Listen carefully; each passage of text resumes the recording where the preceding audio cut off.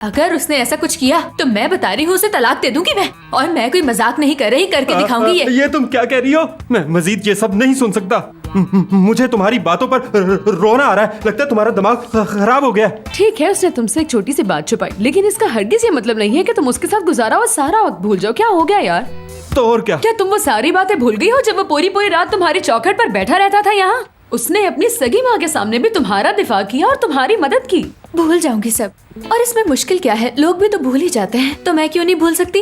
इसमें बुराई ही क्या है? और वैसे भी याद रखकर क्या करूंगी मैं? क्या यही कहती रहूंगी वो बहुत हैंडसम है, उसकी आंखें बहुत प्यारी ये तुम हैं? ऊपर से कह रही हो, तुम्हारा दिल तुम्हारे साथ नहीं है। ओके ओके, सुन लिया मैंने। मुझे मजीद परेशान मत करें, आप लोग जाइए यहाँ से। अच्छा ठीक है, अब मैं ऐसा कुछ नहीं कहूँगा। लेकिन पहले तुम कुछ खा लो, बाद में बात करेंगे हम लोग। मैंने आपसे कहा ना, नहीं खाना, भूख नहीं है मुझे। मैं भी हिम्मत नहीं हारूंगा। आइए अच्छा, चिल्लाना तो आप बंद जाइए। करो। और हम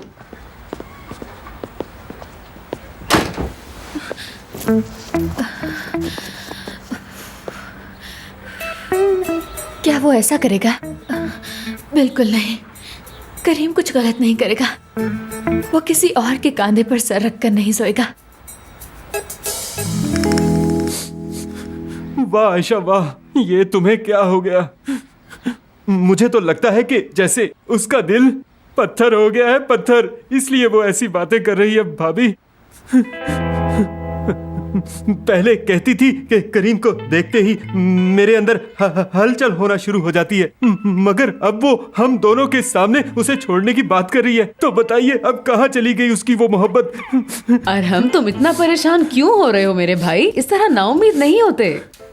सुनो, वो अपने मुंह से चाहे जो कुछ भी बोलती रहे, लेकिन उसके दिल की आवाज को मैं सुन चुकी हूँ, समझे?